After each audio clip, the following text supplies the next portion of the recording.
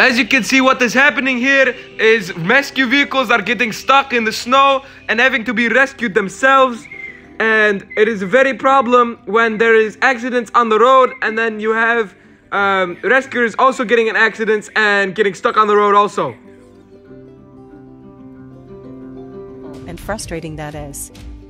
The most crucial thing, though, is to stay inside for the superintendent. Stephen Negrelli played down online accusations of looting in Buffalo, claiming that only 2 incidents had been substantiated. He did, however, emphasize that more officers would start patrolling again soon. Power blackouts have decreased. Over 20,000 individuals in Buffalo experienced power outages, according to a barbershop in Buffalo turns into a shelter. Late last week, when Buffalo experienced widespread power outages, local citizen Craig Elston converted his barbershop into a temporary warming center. He added that the open invitation he placed on social media received more than 30 responses. They watched football games.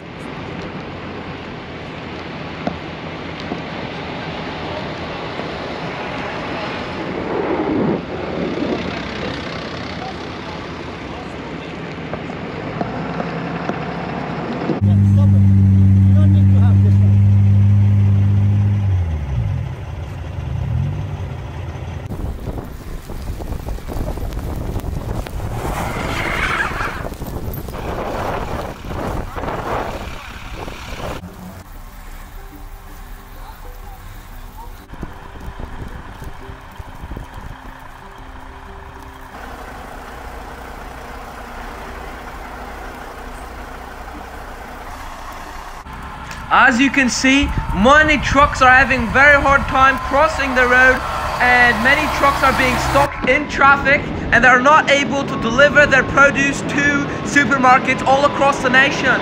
And the other problem is many people are stuck without power, and many people are freezing to death in their cars. Back to you, Jet.